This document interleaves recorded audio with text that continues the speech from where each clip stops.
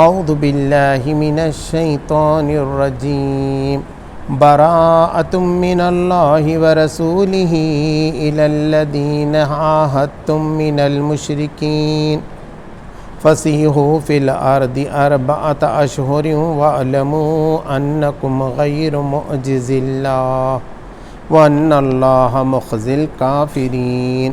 صدق اللہ العظیم۔ میں پناہ لیتا ہوں اللہ کی شیطان مردود سے بچنے کے لیے۔ اعلان برات ہے اللہ اور اس کے رسول صلی اللہ علیہ وسلم کی طرف سے ان مشرکین کو جن سے تم نے معاہدے کیے تھے، پس تم لوگ ملک میں 4 مہینے اور چل پھر لو اور جان رکھو کہ تم اللہ کو عاجز کرنے والے نہیں ہو، اور یہ کہ اللہ منکرین حق کو رسوا کرنے والا ہے۔ اطلاع عام ہے اللہ اور اس کے رسول صلی اللہ علیہ وسلم کی طرف سے حج اکبر کے دن تمام لوگوں کے لیے کہ اللہ مشرکین سے بری الذمہ ہے اور اس کا رسول صلی اللہ علیہ وسلم بھی۔ اب اگر تم لوگ توبہ کر لو تو تمہارے لیے بہتر ہے، اور جو منہ پھیرتے ہو تو خوب سمجھ لو کہ تم اللہ کو عاجز کرنے والے نہیں ہو۔ اور اے نبی صلی اللہ علیہ وسلم، انکار کرنے والوں کو سخت عذاب کی خوشخبری سنا دو، بجز ان مشرکین کے جن سے تم نے معاہدے کیے، پھر انہوں نے اپنے عہد کو پورا کرنے میں تمہارے ساتھ کوئی کمی نہیں کی اور نہ تمہارے خلاف کسی کی مدد کی، تو ایسے لوگوں کے ساتھ تم بھی مدت معاہدہ تک وفا کرو، کیونکہ اللہ متقیوں ہی کو پسند کرتا ہے۔ پس جب حرام مہینے گزر جائیں تو مشرکین کو قتل کرو جہاں پاؤ، اور انہیں پکڑو اور گھیرو اور ہر گھات میں ان کی خبر لینے کے لیے بیٹھو۔ پھر اگر وہ توبہ کر لیں اور نماز قائم کریں اور زکوٰۃ دیں تو انہیں چھوڑ دو، اللہ درگزر کرنے والا اور رحم فرمانے والا ہے۔ اور مشرکین میں سے کوئی شخص پناہ مانگ کر تمہارے پاس آنا چاہے تاکہ اللہ کا کلام سنے تو اسے پناہ دے دو، یہاں تک کہ وہ اللہ کا کلام سن لے، پھر اسے اس کے مامون تک پہنچا دو۔ یہ اس لیے کرنا چاہیے کہ یہ لوگ علم نہیں رکھتے۔ سچ فرمایا اللہ نے۔ محترم حضرات، میں نے ابھی آپ کے سامنے سورہ توبہ کے 2 آیات کی تلاوت کی اور پورے 1 رکوع کا ترجمہ آپ کے سامنے پیش کیا۔ اس سے پہلے میں نے آپ کے سامنے اس کے پس منظر کو رکھا تھا۔ اب یہ ہے کہ اس میں کیا مباحث ہیں، کن چیزوں پہ اس صورت میں بحث کی گئی ہے۔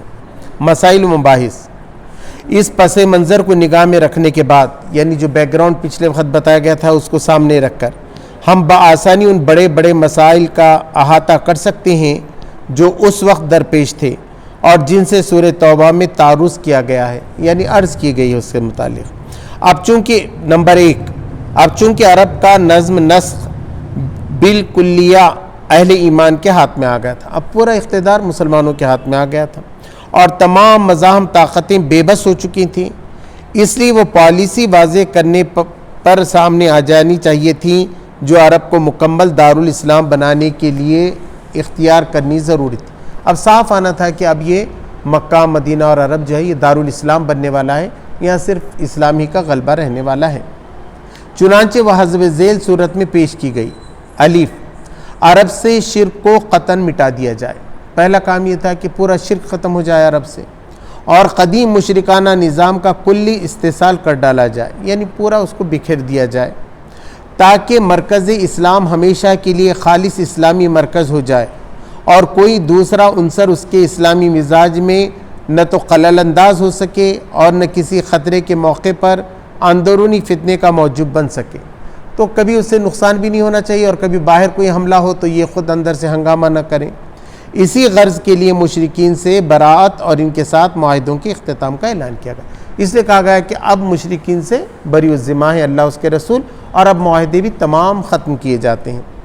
نمبر 2، کعبہ کا انتظام اہل ایمان کے ہاتھ میں آ جانے کے بعد یہ بالکل نامناسب تھا کہ جو گھر خالص خدا کی پرستش کے لیے وقف کیا گیا تھا اس میں بدستور شرک ہوتا رہے اور اس کی تولیت بھی مشرکین کے قبضے میں رہے۔ اس لیے حکم دیا گیا کہ آئندہ کعبہ کی تولیت بھی اہل توحید کے قبضے میں رہنی چاہیے، اور بیت اللہ کے حدود میں شرک و جاہلیت کی تمام رسمیں بھی بزور بند کر دینی چاہیے۔ اب یہ ہوا، اب پورا کعبہ کا قبضہ بھی مسلمانوں کے ہاتھ میں ہونا چاہیے تاکہ کوئی شرک نہ ہو، اور کوئی رسم و رواج بھی ایسا نہیں ہونا چاہیے جو شرکیہ ہو، بلکہ اب مشرکین اس گھر کے قریب پھٹکنے بھی نہ پائے۔ جب سے یہ طے کیا گیا کوئی مشرک اب کعبہ کے قریب نہیں جا سکتا، بولے تو رہ نہیں سکتا، تاکہ اس بنائی ابراہیمہ کے آلودہ شرک ہونے کا کوئی امکان باقی نہیں رہے۔ یعنی ابراہیم علیہ السلام نے ایک خدا کے لیے بنایا گیا تھا، ایک خدا کی پرستش کے لوگ وہاں جمع ہوں، اس لیے کوئی مشرک اب وہاں نہ آنے پائے۔ جیم، عرب کے تمدنی زندگی میں رسوم جاہلیت کے جو آثار ابھی تک باقی تھے، ان کا جدید اسلامی دور میں جاری رہنا کسی طرح درست نہ تھا۔ اس میں جو شرکیہ باتیں تھیں، غلط باتیں تھیں، اب اسلامی مزاج کے ہمانگ نہیں تھی، اب وہ باقی نہیں رہ سکتی تھیں، اس لیے ان کے استحصال کی طرف توجہ دی گئی۔ نسی کا قاعدہ ان رسوم میں سب سے زیادہ بدنما تھا، اس لیے اس پر براہ راست ضرب لگائی گئی، اور اسی ضرب سے مسلمانوں کو بتا دیا گیا کہ بقیہ آثار جاہلیت کے ساتھ انہیں کیا کرنا چاہیے۔ نسی کا مہینہ یعنی کیا کرتے تھے، اب ہمارے پاس ابھی بھی ہوتا ہے یہاں بھارت میں بھی، کہ اب جو ہمارا پاڑوا آتا ہے تو 12 مہینے کا آتا ہے، لیکن وہ کیا کرتے ہیں، ہر 3 سال کے بعد ایک دھونڈے کا مہینہ آتا ہے، ایک ایکسٹرا مہینہ آتا ہے، 13 مہینے کا سال ہوتا ہے۔ تو نوکر ابھی پہلے سے بولتے کہ صاحب اب وہ 13 مہینے کا ہے، تنخواہ زیادہ رکھیں گے کیا کم رکھیں گے، اس لیے ہم کیا کرتے ہیں 1 اپریل سے 31 مارچ تک رکھتے ہیں، تو وہ برابر چلتا ہے۔ تو ایسی ان لوگوں نے کیا تھا۔ اللہ نے کہا کہ اللہ نے جب سے آسمان اور زمین بنائی ہے 12 مہینے کا ہی سال بنایا ہے، لیکن یہ کیا چاہتے تھے کہ اسی مہینے میں آئے، حج مطلب سردی میں آئے، گرمی لگے ہی نہیں، اس کے واسطے اس کو پھرا کے 1 مہینہ بڑھا دیے تو ہمیشہ آتا تھا۔ اب کیا ہوتا ہے، کبھی حج گرمی میں آتا ہے، کبھی سردی میں آتا ہے، کبھی بارش میں آتا ہے، ایسی رمضان بقرعید بدل کے آتی ہے۔ مگر دھونڈے کا مہینہ اگر لگا دیں گے بیچ میں تو جیسے آپ دیکھتے ہیں کہ دیوالی ہمیشہ نومبر اکتوبر میں ہی آئے گی، مارچ میں نہیں آ سکتی، تو اس طریقے سے وہ لوگ تو یہ اللہ تبارک تعالیٰ نے کہا اس سے پورے مہینوں کا نظم جو ہے بگڑ گیا، اس کو درست کرنا ضروری ہے، تو وہ مہینہ ختم کر دیا گیا اور بالکل 12 مہینے کا سال قرار پا۔ اسی طریقے کے جو رسومات تھے اس کو بھی ختم کر دیا گیا۔ نمبر 2، عرب میں اسلام کا مشن پائے تکمیل کو پہنچ جانے کے بعد دوسرا اہم مرحلہ جو سامنے تھا وہ یہ تھا کہ عرب کے باہر دین حق کا دائرہ اثر پھیلایا جائے۔ اب یہاں تو پھیلا، اب پوری دنیا کے لیے محمد صلی اللہ علیہ وسلم آئے ہیں، قیامت تک کے لیے آئے ہیں، تو پوری دنیا تک اب اسلام کی تبلیغ کا کام کیا جائے۔ اس معاملے میں روم و ایران کی سیاسی قوت سب سے بڑی سدراہ تھی، 2 سپر پاور روم اور ایران، فارس یعنی ایران، اب ان سے ٹکرانا ضروری تھا۔ عرب کے کام سے فارغ ہوتے ہی ان سے تصادم ہو، نیز آگے چل کر دوسرے غیر مسلم سیاسی و تمدنی نظاموں سے بھی اسی طرح سابقہ پیش آنا تھا۔ جب جائیں گے تو جیسا مکہ میں ٹکراؤ ہوا، ہو سکتا ہے ایسا باہر بھی ہو۔ اس لیے مسلمانوں کو ہدایت کی گئی کہ عرب کے باہر جو لوگ دین حق کے پیرو نہیں ہیں، ان کی خود مختارانہ فرمانروائی کو بزور شمشیر ختم کر دو۔ کہا گیا کہ وہ حکومت نہیں کر سکتے، وہ اگر کرنا ہے تو اللہ کے احکام کے مطابق جاری و ساری کرنا پڑے گا، تو ان کے ساتھ جو ہے پھر تم کو شمشیر سے مقابلہ بھی کرنا پڑے گا، تاکہ وہ اسلامی اقتدار کے تابع ہو کر رہنا قبول کریں۔ هو الذی ارسل رسولہ بالہدی ودین الحق لیظہرہ علی الدین کلہ ولو کرہ المشرکون۔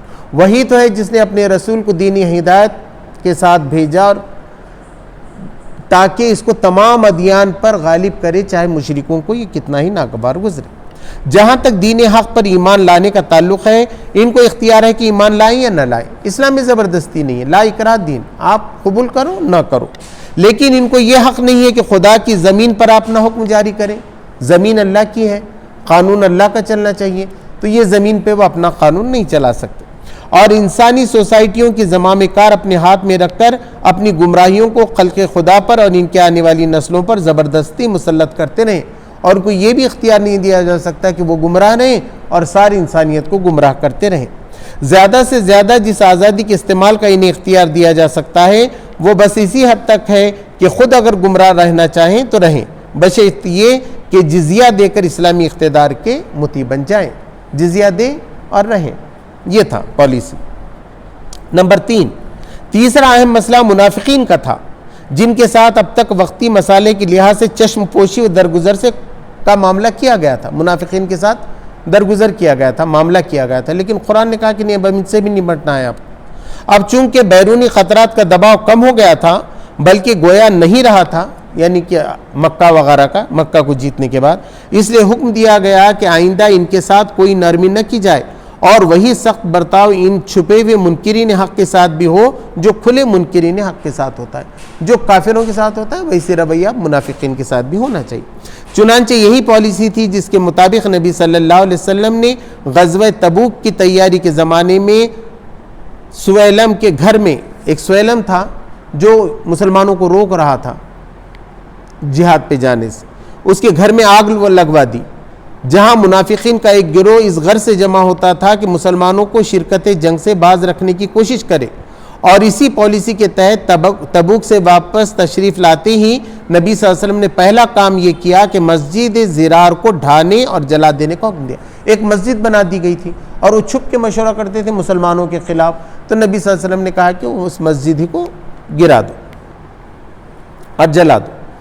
مومنین صادقین میں اب تک جو تھوڑا بہت ضعف، یہ چوتھی بات ہے، مومنین صادقین میں سچے مسلمانوں میں جو تھوڑی بہت کمزوری تھی، اس کا علاج بھی ضروری تھا، کیونکہ اسلام عالمگیر جدوجہد کے مرحلے میں داخل ہو چکا تھا۔ اب عالمگیر ہے، یہ پورے ورلڈ لیول پر اسلام کی طاقت بڑھ رہی ہے، اور اس مرحلے میں جبکہ اکیلے مسلم عرب کو پورے غیر مسلم دنیا سے ٹکرانا تھا، ضعف ایمان سے بڑھ کر کوئی اندرونی خطرہ اسلامی جماعت کے لیے نہیں ہو سکتا تھا۔ اس لیے جن لوگوں نے تبوک کے موقع پر سستی اور کمزوری دکھائی تھی، ان کو نہایت شدت کے ساتھ ملامت کی گئی۔ پیچھے رہ جانے والوں کی اس فعل کو وہ بلا عذر معقول پیچھے رہ گئے، بجائے خود ایک منافقانہ طرز عمل اور ایمان میں ان کے ناراست ہونے کا ایک بیان ثبوت قرار دیا گیا، اور آئندہ کے لیے پوری صفائی کے ساتھ یہ بات واضح کر دی گئی کہ اعلیٰ کلمۃ اللہ کی جدوجہد اور کفر اسلام کی کشمکشی وہ اصلی کسوٹی ہے جس پر مومن کا دعوی ایمان پرکھا جاتا ہے۔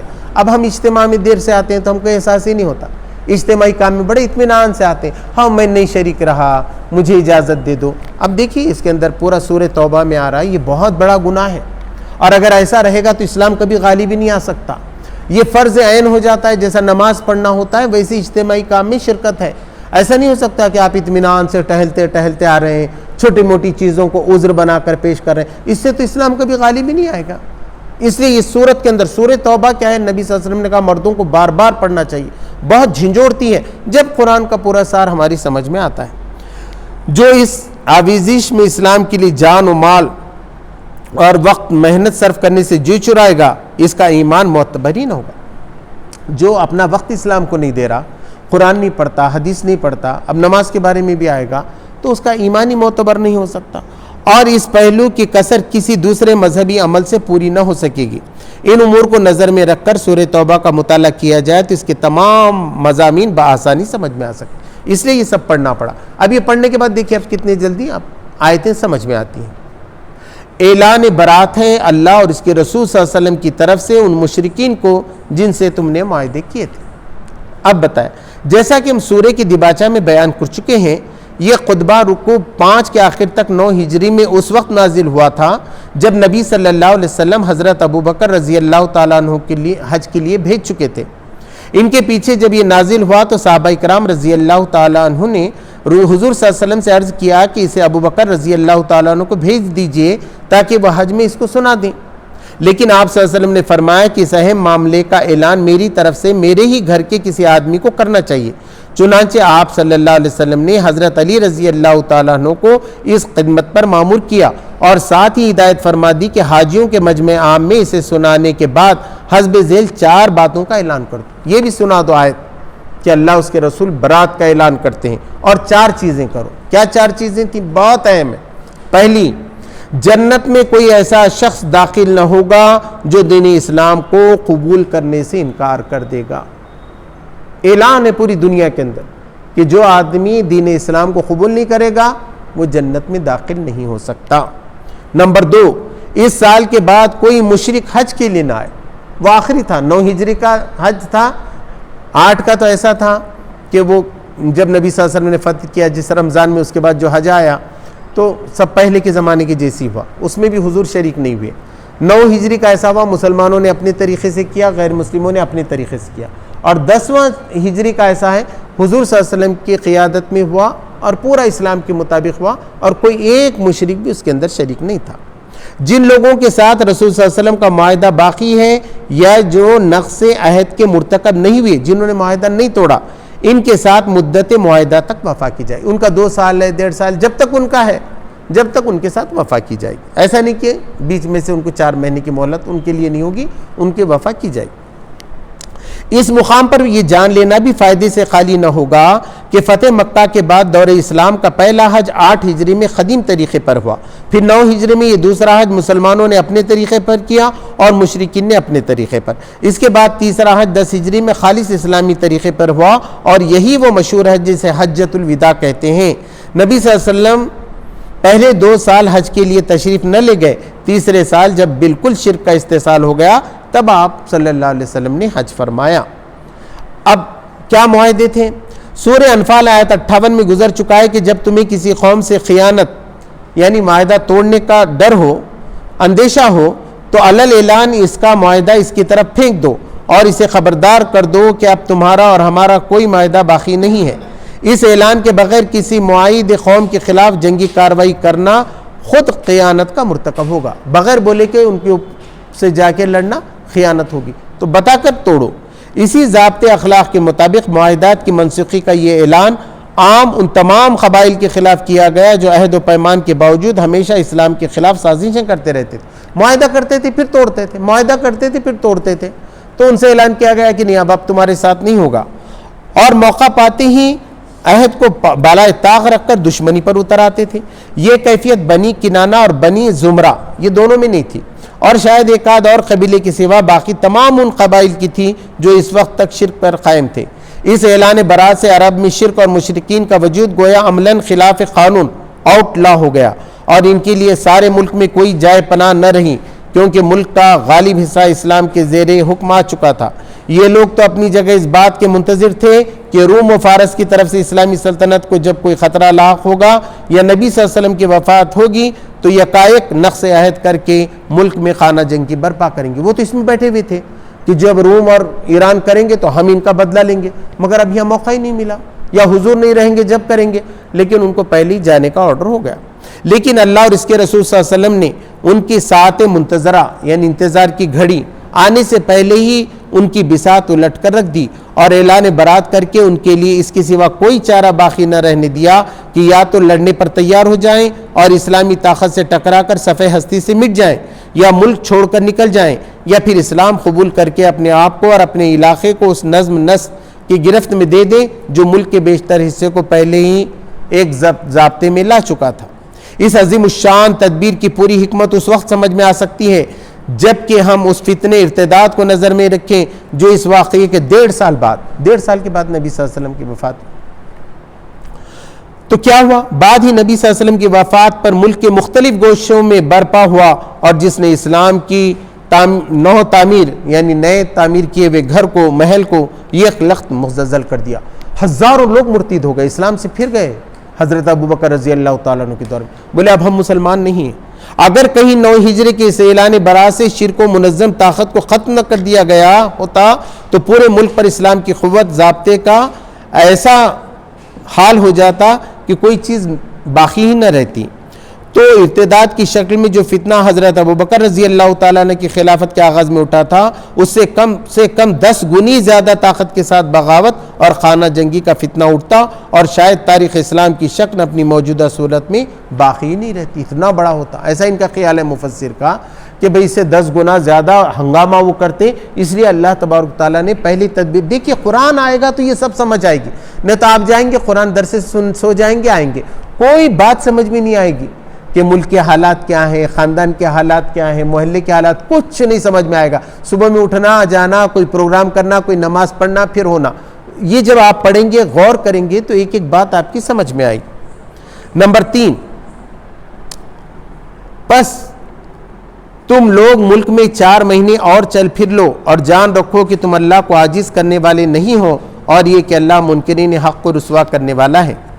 یہاں پر آیت ہے فَسِیحُوا فِی الْأَرْضِ 4 أَشْهُرٍ وَاعْلَمُوا أَنَّکُمْ غَیْرُ مُعْجِزِ اللَّهِ وَأَنَّ اللَّهَ مُخْزِی الْکَافِرِینَ, کہ تم 4 مہینے زمین میں چل پھر لو اور تم اللہ کو عاجز کرنے والے نہیں ہو, اور بے شک کافروں کو اللہ تبارک و تعالیٰ ذلیل و خوار کرنے والا ہے. اب یہ 4 مہینے کب؟ یہ 10 ذی الحجہ سے شروع ہوئے, وہ نہیں جو حج کے مہینے تھے 4, یہ آپ سے شروع ہوگا. جب حضرت علی نے اعلان کیا حج اکبر یعنی حج، بڑا حج، جان رکھو کہ تم عاجز کرنے والے نہیں ہو. اطلاع عام ہے اللہ اور اس کے رسول صلی اللہ علیہ وسلم کی طرف سے حج اکبر کے دن. حج اکبر یعنی بڑا حج، چھوٹا حج یعنی عمرہ. عمرہ کو لوگ حج اصغر کہتے تھے، اس لیے کہا کہ یہ بڑا حج ہے، بالکل وقت پہ ہو رہا ہے، جو 9-10 ہجری کو ہوتا ہے اس دن ہو رہا ہے. تمام لوگوں کے لیے اللہ وَأَذَانٌ مِّنَ اللَّهِ وَرَسُولِهِ، یہ پکار ہے اور یہ اعلان ہے اللہ اس کے رسول کی طرف، الی الناس، لوگوں کے لیے، یوم الحج الاکبر، اس بڑے حج کے دن، ان اللہ بریء من المشرکین ورسولہ، کہ اللہ اور اس کا رسول مشرکین سے بری ہیں، ان کا کوئی ذمہ آپ قبول نہیں کرتے. فَإِن تُبْتُمْ فَهُوَ خَيْرٌ لَكُمْ، اگر تم پلٹ آؤ توبہ کرو تو یہ تمہارے لیے بہتر ہے. مشرکین سے کہا تم پلٹ آؤ تو یہ تمہارے لیے بہتر. وَإِن تَوَلَّيْتُمْ، لیکن اگر تم نے منہ پھیرا، فَاعْلَمُوا، جان لو، أَنَّكُمْ غَيْرُ مُعْجِزِ اللَّهِ، کہ تم اللہ کو عاجز کرنے والے نہیں ہو، مجبور کرنے والے نہیں ہو. وَبَشِّرِ الَّذِينَ كَفَرُوا بِعَذَابٍ أَلِيمٍ، اور خوشخبری دے دو کافروں کو، کہیں کہ دردناک عذاب کی. بولتے نا اب دو اس کو پھانسی کی خوشخبری دے دو، ہے نا، ایسا ہے، ان کو خوشخبری دے دو عذاب علیم کی. إِلَّا الَّذِينَ عَاهَدتُّم مِّنَ الْمُشْرِكِينَ ثُمَّ لَمْ يَنقُصُوكُمْ شَيْئًا وَلَمْ يُحَاضِرْ عَلَيْكُمْ عَهْدًا، مگر وہ لوگ اس عہد میں نہیں آتے، لیکن وہ لوگ جنہوں نے تم سے عہد کیا مشرکوں میں سے، مگر کبھی انہوں نے نقص نہیں کیا، کبھی آپ کے معاہدے کو نہ توڑا، اور نہ تمہارے مقابلے میں کسی کی پشت پناہی کی جا کر، کسی کی تمہارے پیچھے تائید کی. وَعَلَيْكُمْ عَهْدًا، کسی کی بھی تمہارے مقابلے میں. وَأَتِمُّوا إِلَيْهِمْ عَهْدَهُمْ إِلَى مُدَّتِهِمْ، تو ان کے مدت تک تم ان کا معاہدہ پورا کرو. سال ہے، سال 1.5 سال ہے، جب تک ان کا معاہدے کا ہے وہاں تک آپ ان کو پورا کر دو. ان اللہ یحب المتقین، بے شک اللہ تبارک تعالیٰ تقوی اختیار کرنے والوں کو پسند کرتا ہے. آپ نے بے ایمانی نہیں کرنا چاہیے، آپ کی طرف سے غفلت نہیں ہونا چاہیے، آپ کی طرف سے وعدہ نہیں ٹوٹنا چاہیے. یہ بات بتائی گئی. فَإِذَا انْسَلَخَ الْأَشْهُرُ الْحُرُمُ، بس یہ 4 مہینے حرام مہینے ختم ہو جائیں، یعنی 10 ہجری سے جو شروع ہو، 10 ذی الحجہ سے جو شروع ہو. فَاقْتُلُوا الْمُشْرِكِينَ حَيْثُ وَجَدتُّمْ، تو قتل کرو مشرکین کو جہاں تم پاؤ. اب دیکھیے جنگ کے لیے ہے، اب یہاں ہے کہ لاتور میں جا کے مشرکین کو قتل کرو، نہیں ہے. لوگ بولتے دیکھو قرآن میں ایسا لکھا ہوا ہے تمہارے پڑوسی کو قتل کرو، نہیں. جانے کا حکم ہو گیا تھا، آرڈر ہو گیا تھا، یا تو تم ملک چھوڑو یا اسلام قبول کرو، یا پھر جو ہے نا قتل ہونے کے لیے تیار ہو جاؤ، لڑنے کے لیے تیار ہو جاؤ. تو اب جو نہیں چھوٹیں گے تو کہا گیا، پہلے ہی بتایا گیا، ابھی بتایا 4 مہینے نہیں ہوئے ابھی، لیکن بتایا گیا مسلمانوں کو پہلے سے حکم دیا گیا کہ جہاں کہیں اب مشرکین ملیں گے 4 مہینے کے بعد، تو تم کیا کرو، جہاں تم پاؤ انہیں قتل کرو، تاکہ ان کو ابھی سے معلوم ہو جائے کہ یہ ایسی بات نہیں ہے، آرڈر مل چکا ہے، اب ایسا ہونے والا ہے. وَخُذُوهُمْ وَاحْصُرُوهُمْ، انہیں پکڑو اور ان کا محاصرہ کرو، ان کو گھیرو. وَاقْعُدُوا لَهُمْ كُلَّ مَرْصَدٍ، اور گھات میں رہو ان کے راستے کی، ہے نا، بیٹھے رہو ہر ایک گھات میں ان کے لیے. جیسا شیر کو گھات لگاتے ہیں، بکری باندھ کے رکھتے ہیں، اور وہ شیر کھانے کو آ گیا تو یا تو انہیں گڑے میں گر جاتے ہیں، تیر سے مارتے، اس کو بولتے گھات لگا کے بیٹھنا. تو ایسا تم گھات لگا کے بیٹھو، کیونکہ یہ دشمن ہیں، انہوں نے اللہ اس کے رسول سے دشمنی کی، انسانیت سے دشمنی کی، تم سے دشمنی کی. فَإِن تَابُوا، لیکن وہ توبہ کر لیں، پلٹ آئیں. وَأَقَامُوا الصَّلَاةَ وَآتَوُا الزَّكَاةَ، اور اگر وہ نماز قائم کریں اور زکوٰۃ دے دیں، فَخَلُّوا سَبِيلَهُمْ، تو ان کا راستہ چھوڑ دو. ان اللہ غفور الرحیم، بے شک اللہ تبارک و تعالیٰ بہت ہی غفور اور رحیم ہے. اب یہ یہاں بہت زبردست بات ہے.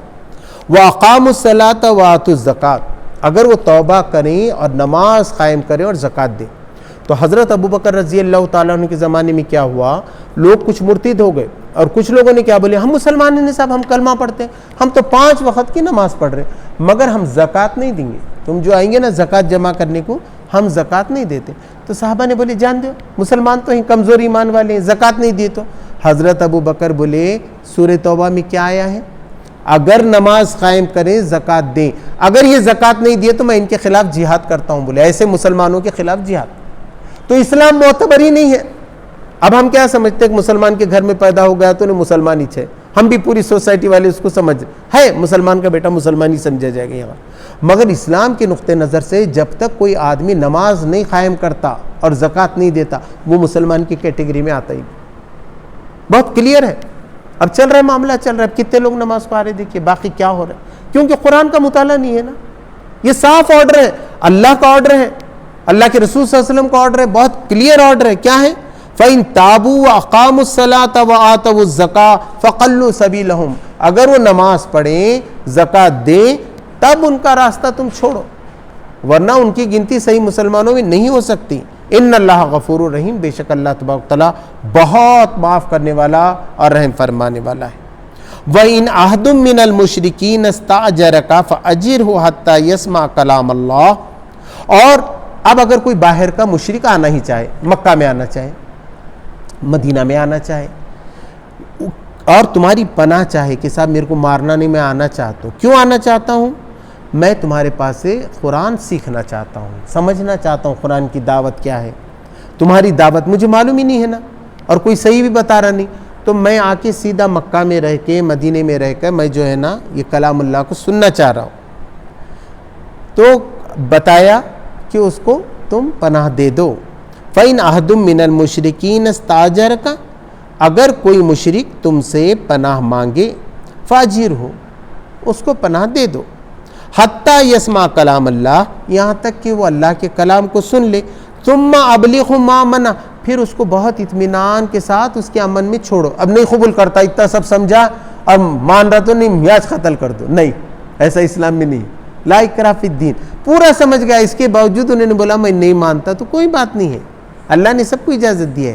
انہیں ایمان کا انکار کر سکتا ہے, قرآن کا انکار کر سکتا ہے, اللہ کا انکار کر سکتا ہے, تب بھی آپ اس کو مار نہیں سکتے. تو کہا جب وہ سن لے, سمجھ جائے پورا دین, اس کو اس کے مامون کی جگہ پہ, جو امن کی جگہ ہے. اب بتائیے اب کہاں جہاد ہوا؟ اب دیکھیے اس کے آگے کی چاہت. اب یہاں اگر ایسا ہوتا مشرک کو پکڑو اور ختم کرو, تو مشرک پناہ مانگ رہے تو اس کو دے سکتے تھے. تو قرآن کی آیتوں کو لوگ توڑ مڑوڑ کے پیش کرتے اور سمجھتے نہیں. پہلی آیتوں میں کہا گیا, پہلے کہا گیا نا ان کے گھات میں بیٹھو ایسا, فوراً غفور الرحیم, اللہ غفور الرحیم ہے بتایا. اب اس کے بعد دوسری آیت ہے, وہ 5ویں نمبر کی آیت تھی, یہ 6 نمبر کی آیت ہے. کیا ہے؟ وَإِنْ أَحَدٌ مِّنَ الْمُشْرِكِينَ اسْتَأْجَرَكَ فَأَجِرْهُ حَتَّى يَسْمَعَ كَلَامَ اللَّهِ ثُمَّ أَبْلِغْهُ مَا مَنَعَ ذَلِكَ بِأَنَّهُمْ قَوْمٌ لَا يَعْلَمُونَ. یہ اس لیے کرنا چاہیے کہ ان کو اسلام کا علم ہی نہیں ہے. اب جب ان کو اسلام کا علم نہیں ہے اور آپ ان سے لڑنے کے لیے جا رہے ہیں تو یہ بات صحیح نہیں ہو سکتی. تو یہاں پر جو ہے ہمارا پہلا رکوع الحمدللہ شروع ہو گیا. اگلے منگل کو میرا دورہ ہے تو میں نہیں رہوں گا, لیکن مسجد میں تو درس قرآن ہوگا. جو یوٹیوب پہ دیکھتے ہیں وہ اگلے منگل میں رہوں گا انشاءاللہ. 22 تاریخ کا جو منگل ہے اس میں حاضر رہنے کی کوشش کروں گا انشاءاللہ. اللہ تبارک تعالیٰ سے دعا ہے کہ ہم کو قرآن کو صحیح معنوں میں سمجھنے, اس پہ عمل کرنے کی توفیق عطا فرمائے. ربنا آتنا فی الدنیا حسنۃ وفی الآخرۃ حسنۃ وقنا عذاب النار. سبحان ربک رب العزۃ عما یصفون, والسلام علی المرسلین, والحمد للہ.